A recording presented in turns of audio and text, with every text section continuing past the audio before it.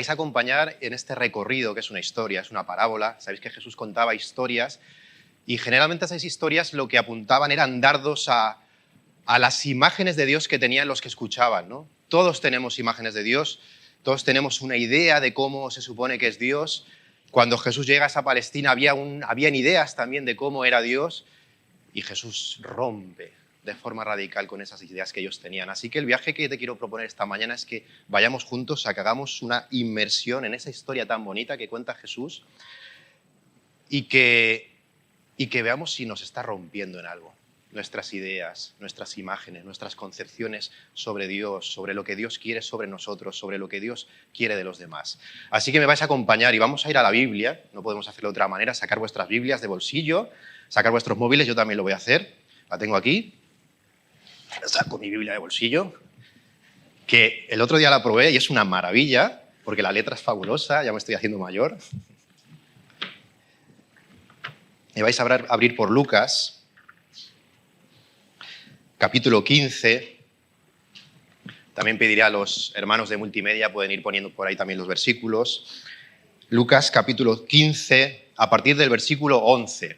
Aquí cuenta Jesús una serie de parábolas en este capítulo que todas tienen, digamos, el mismo leitmotiv o más o menos la misma idea. Pero esta parábola del hijo pródigo es la que, de alguna manera, lo resume todo y es una imagen muy poderosa y que llega muy profundo. Celeste me dice que sí. Madre mía, Celeste, yo no sé si voy a ser posible de contarla, porque llega muy profundo. Mira el Lucas 15, versículo 11.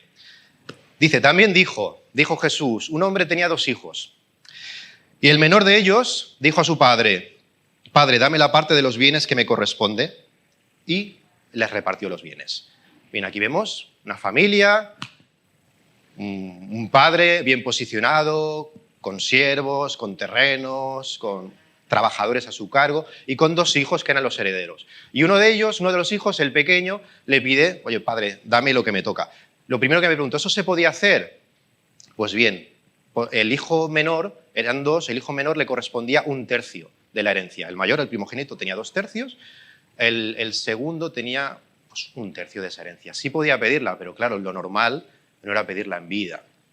El hecho de que un hijo en aquella sociedad, y yo creo que hoy también, fuese a su padre y le dijese, papá, dame lo que me toca. ¿Sabéis qué significaba? Significaba, papá o padre, no quiero saber nada de ti. Para mí estás muerto. Todo lo que supone...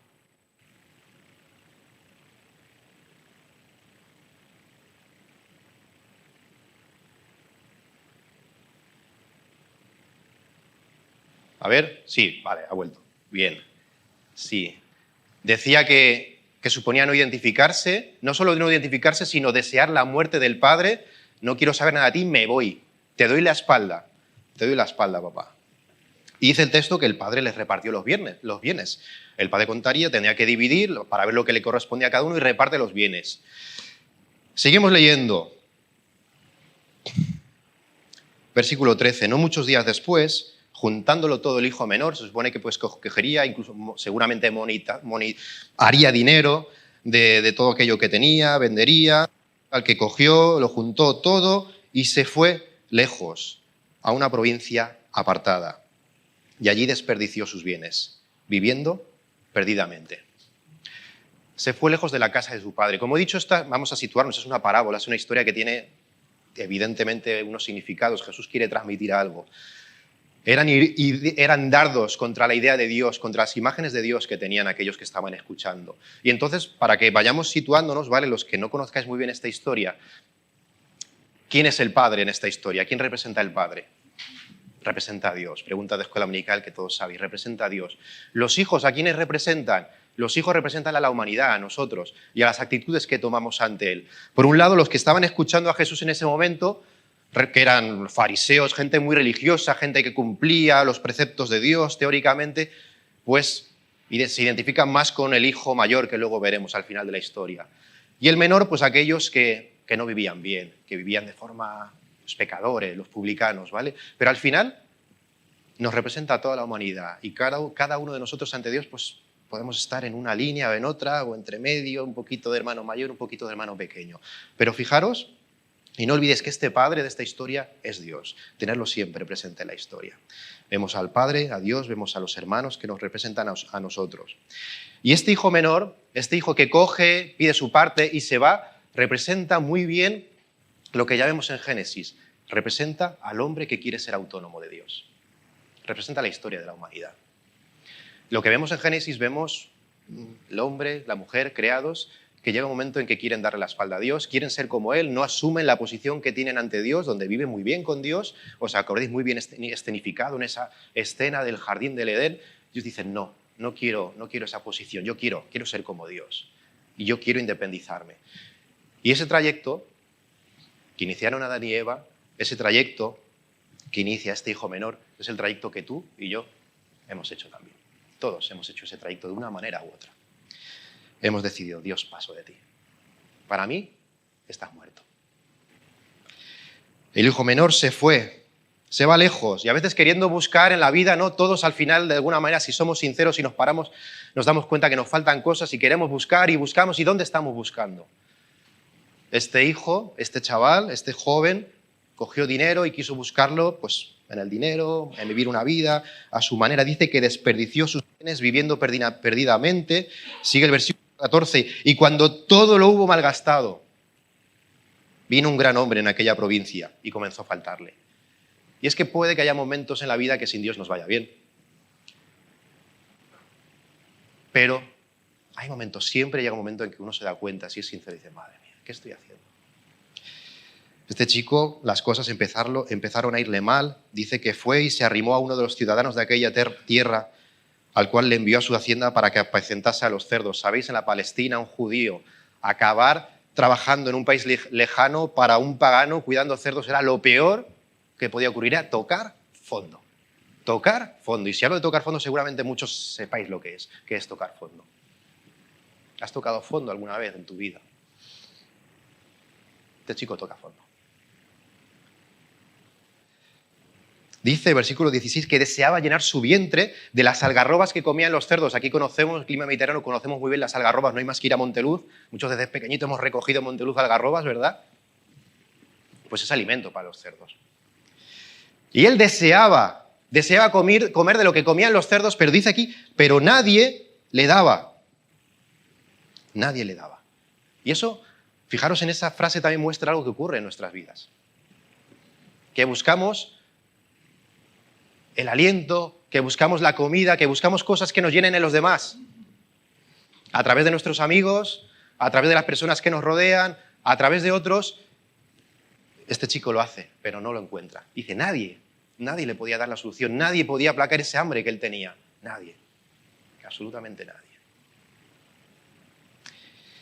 Y volviendo en sí, dijo, ¿cuántos jornaleros en casa de mi padre tienen abundancia de pan? Y yo aquí perezco de hambre. Sí. Volviendo en sí, él se para y, ostras, abre los ojos, se da cuenta de su situación. ¿Pero qué estoy haciendo? Se para y analiza su situación. ¿Y sabes qué es lo que pasa? Que vivimos en un mundo que va súper rápido. Tenemos tantos inputs, tenemos tantas ofertas, recibimos tantas cosas, vamos tan rápido. ¿Quién no va rápido en esta vida? ¿Quién no va rápido? Y esta vida no está diseñada para que nos paremos. Hay alguien empeñado en que no me pare.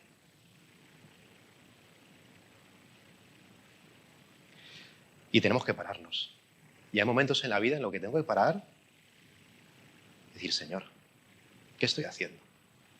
¿Cómo estoy viviendo? Este chico se para, dice que vuelve en sí, ostras, recupera la vista, se da cuenta de su situación y entonces hace una confesión. Dice, me levantaré e iré a mi padre y le diré, Padre, he pecado contra el cielo y contra ti. Es decir, el cielo para un judío es una forma de nombrar a Dios, sin nombrarlo. He pecado contra Dios y contra ti, porque todo pecado contra cualquiera es un pecado contra Dios. Ya no soy digno de ser llamado tu hijo. Hazme como uno de tus jornaleros. He pecado contra el cielo y contra ti. Hazme como uno de tus trabajadores. Fíjate, sentía que no podía ya aspirar a nada más que en todo caso, si su padre quería, pues el hacerle un jornalero, que iba a estar mejor, pero él no se merecía nada más, porque lo había hecho tan mal, que había matado a su padre. Simbólicamente, pero lo había matado. Y dice el versículo 20 algo súper interesante, que muchas veces nos cuesta. A veces nos paramos en nuestra vida y reflexionamos y decimos, jolín, las cosas no van bien con las decisiones que estoy tomando, ¿no? Pero nos quedamos ahí. El hermano pequeño no se queda ahí. Dice, levantándose. Levantándose, vino a su padre. Él se para, analiza, dice, vuelve en sí, reconoce su error, confiesa y se mueve. Y quizás ese es el punto que nos falta a muchos, el reconocer la situación y movernos y decir, aquí estoy, voy a volver y voy a dar media vuelta para ir a la casa de mi padre. Estás volviendo a la casa del papá. Has tomado decisiones. Nos cuesta tomar decisiones, ¿eh? Nos cuesta tomar decisiones. Se puso de pie. Esa palabra se traduce también cuando habla de resurrección, se utiliza esta misma palabra en el griego. Es en el ponerse de pie.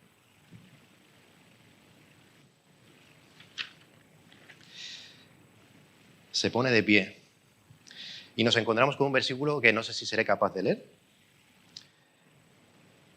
pero que me conmueve profundamente. Dice que levantándose vino a su padre. Y cuando aún estaba lejos, lo vio su padre. Lo vio su padre, entonces cuando lo vio fijaros cómo vendría este chaval. Bueno, sabemos por lo que dice después que iba descalzo, iría sucísimo con las peores ropas, bueno, hecho una piltrafa, oliendo fatal. A lo lejos, parece que el padre lo reconoce y cuando el padre le reconoce, ¿qué es lo que hace? Coge, se da la vuelta y cierra la puerta y dice, yo no quiero saber nada de que ha deseado mi muerte. Yo, el patriarca, el jefe de esta casa, mira lo que ha hecho mi hijo. Hace eso el padre. El padre, este señor rico, este patriarca, dice que fue movido a misericordia, otras traducciones dicen compasión, literalmente se le removieron las entrañas viendo a su hijo. Dice el texto que corrió, la palabra griega es curiosa, es trecho, seguramente viene lo de correr un trecho, dice corrió y se echó sobre el cuello de ese hijo sucio que olía a pocilga, que estaba fatal, corre, se levantó la túnica, fue corriendo hacia él, ese padre perdió toda la compostura, rompió todos los protocolos y se acerca a ese hijo impuro que había estado con cerdos, con paganos, que había vivido de lo peor, y se le abraza, se le echa al cuello y le besó. Y literalmente, ¿sabéis? Cuando pone besó, en nuestra Biblia lo leemos así, pero realmente lo que pone es que le besó una otra vez, le empezó a besuquear, le llenó de besos. Ese padre, que es Dios, le abraza y le llena de besos, le empieza a besuquear. Es una escena que para muchos de nosotros es los que hemos tenido padres o madres muy cariñosos, ¿no? Que cogen y empiezan a besuquear. Y yo sí, a mí no me gustaban mucho los besos cuando era más pequeño. Y mi madre besándome y mi abuela, que son muy besuconas. Nuestro Dios, nuestro Padre y Madre, que Dios es Padre y Madre, es un Dios que besuquea. Es un Dios que te abraza y te llena de besos. Y luego te ve, ¿pero qué tienes ahí marcado, no? Ese papá le empieza a besar.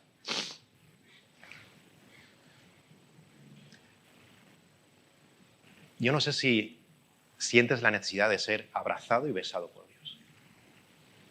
Pero lo que sí que sé es que Dios quiere hacerlo. Lo que sí que sé es que Dios quiere cogerme a mí y abrazarme y besarme. Y sé que lo quiere hacer contigo también. Y decir, descansa. Y decir, pero es que, calla, descansa. Estás en los brazos de ese papá, de esa mamá. Porque ese es el Dios que tenemos. Como hemos cantado, ese es el Dios que adoramos. Y entonces ahí abrazándole y el hijo le dijo, Padre, he pecado contra el cielo y contra ti, y ya no soy digno de ser llamado tu hijo. Y el padre le dice, pues sí, tienes razón, porque vaya tela lo que hiciste, ¿no? No le dice eso. Como está escrito, parece que casi que le corta. Lo sé, hijo, sé lo que has hecho. El padre hace la confesión, algo que a veces nos falta, tenemos que confesar con nuestra boca. Señor, perdóname. Y hay que decirlo. Y es más, hay que decirlo públicamente. Señor, perdóname. Acuérdate de lo que está haciendo el hijo, ¿eh? Reconoce esa situación, da media vuelta, se levanta, anda, confiesa para sí, pero luego se lo confiesa al Padre, se lo comunica. Quizás no sé en qué situación estás tú, pero igual estás entre medio y te has quedado a mitad y falta ese punto de decir, Padre, he pecado contra el cielo y contra ti. Ya no soy digno de ser llamado tu hijo. El padre le dice, mira, el padre dijo a sus siervos, sacad el mejor vestido y vestidle. Iría hecho, como he dicho, una piltrafa, las mejores ropas, poner un anillo en su mano, símbolo de la autoridad de la casa, es decir, le estaba rehabilitando, le estaba volviendo a su posición de poder y de autoridad dentro de esa familia y dentro de esa casa, sobre todos los siervos y trabajadores y jornaleros. Le pone ese anillo, ponedle calzado en sus pies. El calzado lo llevaban también, las sandalias eran usadas por los de la familia de la casa, no por los sirvientes. Le restituye por completo, le restaura, le devuelve a la posición que él tenía, sin hacerle preguntas. ¿Te das cuenta qué bonito? Aquí ven reflejado toda la obra de Dios. Hemos estado viendo la asignatura última de teología, toda la salvación, todo ese proceso, restauración, justificación, todo lo que hace Dios. Y aquí lo vemos reflejado de una forma tan bonita y tan plástica. Y traed al becerro gordo y matadlo y comamos y hagamos fiesta. En aquella época, en los pueblos hebreos y árabes, etcétera, en otros pueblos también, el becerro gordo era aquel que lo alimentaban mucho, incluso los niños iban y le alimentaban y era el que querían que se pusiese bien gordo, tenía libertad para comer con lo que quisiera y más aún para cuando en una ocasión especial, coger, una ocasión bonita, matarlo y comerse el mejor de los becerros. Pues dice, coger el mejor de los becerros, matadlo y comamos y hagamos fiesta, porque mi hijo muerto era y ha revivido. Se había perdido y es hallado. Y comenzaron a regocijarse. Le pone la mejor ropa, le da ese anillo, las sandalias, la mejor de las comidas. ¿Y por qué?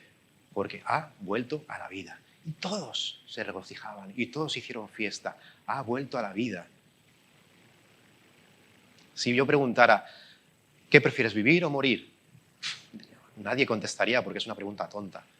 Todos queremos vivir. Y vivir bien, de verdad. Vivir bien.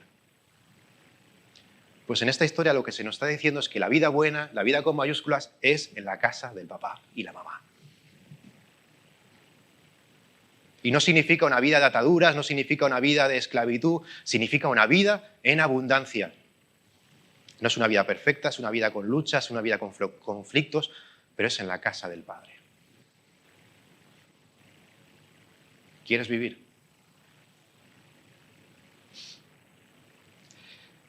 Se hizo gran fiesta.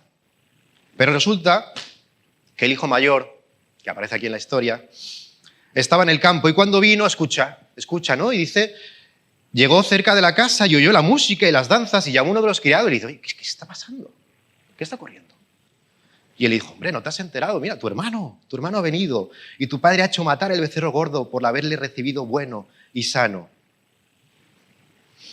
¿Y cómo reacciona el hermano? Dice que se enojó, se enfadó y no quería entrar. Jo, qué bien refleja cómo somos. Ya nos enfadamos, no. Esto los que hemos tenido hermanos, ¿no? Y a veces nos hemos enfadado y nos hemos enfadado y no. Y el padre, pues sí, dale un abrazo a tu hermano, ¿no? Y no, más orgulloso, no quiero. ¿Sí? Ahí está el hermano enojado, enfadado, no quiero entrar, no quiero participar. Y fíjate, vamos a contraponer la reacción de uno y otro. La reacción del padre, le acoge, le abraza estando sucio, lo besa, le pone la mejor de las ropas, el anillo, sandalias, la mejor de las comidas, hace una fiesta con todos para él. Y el hermano está enfadado, no quería participar, no reconoce a su hermano, porque de hecho ni siquiera, ahora lo veremos, ni siquiera llama a su hermano como hermano, es tu hijo, pero no es mi hermano. Y no se identifica con la actitud del padre. No me identifico, papá, con lo que estás haciendo. Estás completamente equivocado. Y aquí están las ideas de Dios que tenemos. Que a veces tenemos una idea de Dios, ojo, que puede ser muy diferente al Dios que se revela en Jesús de Nazaret. Y tenemos que coger y acercarnos a la Biblia y ver cómo es Dios y ver cómo es Jesús, porque Jesús es la imagen visible de Dios, para contraponer esas imágenes. Porque eso es lo que estaba ocurriendo en hombres y mujeres tremendamente religiosos que tenían una imagen petrificada de Dios, una imagen de un Dios que miraba desde arriba, de un Dios que estaba condenando, señalando, poniendo cargas. Yo no me identifico. Y a veces tomamos esas posturas en nuestra vida y nos enrocamos. Y yo no me identifico con esto. ¿Sabes? Siempre, siempre nos tenemos que identificar con la misericordia y con la compasión. Siempre. ¿Por qué? ¿Sabes por qué? Porque si tú y yo estamos donde estamos, y si estamos en la casa del papá y de la mamá, es porque Él ha tenido compasión y misericordia con nosotros. Y cuando uno eso lo entiende y entonces en vez de mirar al otro, en vez de mirar la vida del otro, mira la suya, entonces, hombre, ¿cómo voy a mirar yo mal a esta chica, a este chico, a este hombre? Si yo he estado ahí, si yo he recibido también ese abrazo, ese perdón. Lo que pasa, como veremos, es que a veces no somos conscientes de lo que ha ocurrido en nuestras vidas. El hermano se enojó y no quería entrar. Y salió por tanto su padre y le rogase que entrara. Fijaros, el padre salió y le dijo: yo soy el jefe de esta casa, yo soy tu padre y te digo que entres. No le dice eso. Dice el texto que le rogaba que entrara. Y fijaros, Jesús está contando esta historia a un pueblo hebreo de Oriente Medio. Los padres en Oriente Medio no eran padres así. O sea, está rompiendo con todo el concepto cultural de lo que era un padre en aquella época. El padre era el capo, era el jefe, era el patriarca, era el ordeno y mando. El otro día compartía un versículo con unos amigos y hermanos en Deuteronomio, que dice que a los hijos desobedientes tenemos que sacarlos fuera del pueblo, llevarlos al consejo para que ahí los apedreen y los maten, ¿vale? Ojo a los hijos desobedientes, ¿vale? Fijaros la idea de padre que había en esa sociedad, una sociedad muy rígida, muy estricta. Y este padre lo que dice es que salió y le rogaba que entrara. Mas él, versículo 29, respondiendo, dijo al padre: Padre, he aquí tantos años te he servido. Nunca he desobedecido ninguna de tus órdenes. Y sin embargo, nunca me has dado un cabrito para regocijarme con mis amigos. Pero cuando vino tu hijo, que no es mi hermano, tu hijo, que ha consumido tus bienes con rameras, el texto no dice, pero bueno, igual pudo haber sido así, malgastó el dinero, puede ser, ¿vale? Se pone en lo peor, bien, has hecho matar para él el becerro gordo. Este es el argumento del hermano. Estoy toda la vida contigo obedeciéndote. ¿Y yo qué? Y ya aparece el famoso yo. Cuando empieza a ver en nuestros argumentos el yo, y si no me preocupo yo por mí, y si yo no tal, malo, ¿eh? Y te lo digo por experiencia. Es como las arenas movedizas que empezamos a hundirnos. Y es lo que Jesús explica muy bien, que el que quiera salvar su vida, sí, busca salvártela, sí, yo, vale, te vas a hundir, pero que la pierda por causa de mí, ese la salvará. Estoy toda la vida obedeciéndote. ¿Sabéis qué le dice el padre? Dice: sí, hijo. Versículo 31. Tú siempre has estado conmigo, es verdad. Siempre has estado conmigo. Pero hay otra cosa que es verdad y no te das cuenta. Y es que todas mis cosas son tuyas. Todo lo mío es tuyo.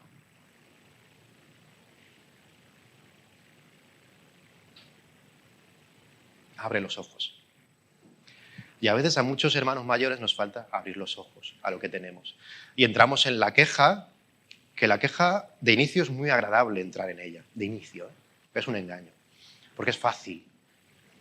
Porque la autocompasión al principio es como que nos alimenta, ¿no? Son como alimentos de estos que te lo comes rápido, ¿no? Y qué bien, y qué bueno está, y qué fácil entra, ¿no? Y abres una bolsa de papa y no puedes parar, ¿no? Le ponen cosas además para eso. Pero luego, madre mía, qué mal me encuentro. Y así es la autocompasión y la queja. Empiezas y te empieza a alimentar y al final la queja te mata a ti y mata a los que te rodean, a los que me rodean. Abre los ojos. Hijo, todo lo mío es tuyo. Todo lo mío es tuyo. Estás reclamando algo que ya tienes estando conmigo. Si estás comiendo aquí todos los días, si es que te he dado la herencia, ya la tienes y es tuya. Señor, ayúdanos a abrir los ojos. Emilio hablaba el otro día sobre cómo a veces vivimos sin ser conscientes de la realidad de lo que tenemos. Y esto está reflejando esta misma idea también. Abramos los ojos a lo que tenemos. Hubo un experimento, algo que hizo Kika y lo explicó además, ¿no? Aquella lista de motivos, algunos muy cotidianos de la vida, ¿no? Y gracias por, y lo publicaba en Instagram. Qué bonito el abrir los ojos y decir, Señor, gracias por esto. Por cosas que tenemos todos los días y no somos conscientes de ellas. Y gracias por estos hijos que me has dado y por mis padres, y Señor, y gracias porque he podido vivir aquí, en este país, y gracias. Cada uno podrá sacar 1001 razones para dar gracias a Dios y salir de la autocompasión en la que está metido el hermano mayor y en la que entramos tan fácilmente, y salir de la queja. Abre los ojos. Abre los ojos. Versículo 32. Era necesario hacer una fiesta. ¿Sabes por qué? Y regocijarnos, porque tu hermano estaba muerto. Tu hermano estaba perdido, pero ha vuelto a la vida y ha sido hallado. Hay que hacer una fiesta porque tú y yo, si hemos ido a la casa del papá y la mamá, estábamos muertos, estábamos perdidos, estábamos desorientados, pero hemos vuelto a la vida y estamos aquí para celebrarlo, ¿sí o no?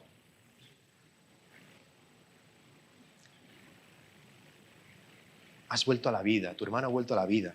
Fíjate cómo el padre le recoloca y le dice, sí, aquel que dices que tu hijo, le recoloca y dice, este es tu hermano, este es tu hermano, ¿eh? Este es tu hermano. Tenemos que reconocernos, porque aquel al que señalamos, aquel al que señalo, aquel al que juzgo, aquel al que critico, es mi hermano. Que por cierto, muy bonito, hablando de los besos de Dios, veía el otro día como el apóstol Pablo a los romanos, a los corintios, a los tesalonicenses, el apóstol Pedro en otra carta nos recomienda que nos saludemos todos con besos, con ósculo santo. Así que ya os dejo una aplicación práctica para hoy, cuando acabemos, que nos besemos, que nos saludemos, que nos busquemos los unos a los otros y nos recibamos, porque es una forma de aceptarnos, de identificarnos los unos con los otros. Tengamos el acento que tengamos, a veces no coincidimos en todas las ideas o planteamientos, pero lo más importante sí, somos hermanos, tenemos el mismo Padre. Tu hermano ha sido hallado y tu hermano se dio cuenta de lo que tenía y entonces volvió a la casa. El problema es que tú no te has dado cuenta de lo que tienes. Fijaros que el que se va de casa es el que se da cuenta de lo que hay, de lo que ha perdido, y el que está ahí no era consciente de lo que estaba teniendo. ¿Cómo estoy viviendo?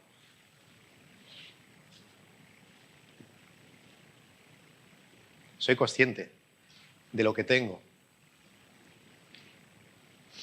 Fíjate, nuestra imagen de Dios, de cómo es Dios, de cómo es ese Padre, marca cómo nos relacionamos con Dios, marca también cómo nos relacionamos con los demás, incluso cómo nos relacionamos con nosotros mismos. A veces nuestros peores jueces somos nosotros mismos y nos machacamos y nos hacemos mucho daño. Tenemos que coger todo eso, mirar a Dios, ver cómo Dios, el más grande, el Señor de señores, el Rey de reyes, cómo me trata, cómo se acerca a mí, y eso entonces revoluciona mi vida y me ayuda a ver a los demás de otra forma y me ayuda a verme a mí también de otra forma. Necesitamos de la mirada de Dios, necesitamos reconocer ese abrazo de Dios, reconocer esos besos para repartirlos a los demás. ¿Te das cuenta? ¿Eres de los que va repartiendo abrazos y besos por la vida, sí o no? El pueblo de Dios tendríamos que ser conocidos por eso. No por los que señalan, no por los que juzgan, no por los que condenan, sino los que ofrecen un mensaje de esperanza y reciben, acogen, abrazan y besan. El mayor estaba enfadado, pero en ese enfado a veces estamos enfadados con la vida. Y ese enfado muchas veces, ¿sabéis lo que oculta? Oculta por un lado amargura, y estamos amargados, queridos, a veces. A veces yo he estado amargado en mi vida, a veces estoy cansado. Y este hermano mayor estaba cansado. Y pensaba que se merecía más. El punto es, abre los ojos, pero si lo que crees que te mereces más, si ya lo tienes, y aún más allá, lo que tienes es que ser consciente de ello. ¿Me pillas? ¿Me explico? Gracias que Dios es un Dios que perdona y olvida. Yo perdono y no olvido. Dios perdona y Dios olvida. Y Dios recoge a ese hijo, ¿no? Y lo abraza y se olvida. Y le hace la fiesta. ¡Qué bueno! hablando del hermano pequeño, él quiso vivir a su manera. ¿Y cuántos de los que estamos aquí no hemos querido vivir a nuestra manera? ¿Cuántos? Y yo era un chaval, que yo estaba en esta iglesia desde los 8 años, y llegó un momento, ya más en la adolescencia, que empiezo a plantearme cosas y digo, para vivir como estoy viviendo, Señor, voy a vivir a mi historia y hacer lo que me apetezca, lo que surja de mí, los instintos, pasiones, lo que... Da igual. Si tú existes, no, pues bueno, yo he creído en ti, y ya está. Y yo de verdad me argumentaba eso. Lo que pasa es que le dije al Señor, Señor, pero si quieres algo más, si hay algo más, muéstramelo. Y el Señor abrió mis ojos y me lo mostró. Que había algo más. Me hizo que volviese en mí, que me arrepintiera y que me diese cuenta que la vida buena, la vida de verdad era una vida con Él. Y una vida de libertad de verdad. Porque pensamos que vivir a nuestra manera nos hace más libres, no, nos esclaviza. La Biblia, pues el pecado nos hace esclavos. Nos esclaviza. Y muchos de vosotros tendréis experiencias a ese nivel, seguro. El hermano pequeño se paró, abrió los ojos, se arrepintió, dio media vuelta y confesó. Y yo no sé tú ahora mismo en qué punto estás de tu vida. Pero puede que estés en ese camino, más adelante, más atrás, de que te has parado, estás planteándote cosas, ves que las cosas no acaban, o estás observando. Muchos de vosotros lleváis mucho tiempo viniendo aquí, participando, simpatizando, pero quizás no has dado ese paso de confesar y decir, Señor, ya está. Voy a quitar todas esas ataduras que me están cogiendo y voy a decir, Señor, yo te amo. Señor, quiero que me abraces, quiero recibir ese abrazo tuyo, esos besos, y quiero seguirte. Alguno está en ese punto. Si alguno está en ese punto, el Espíritu Santo ahora mismo se lo estará mostrando y se lo estará diciendo.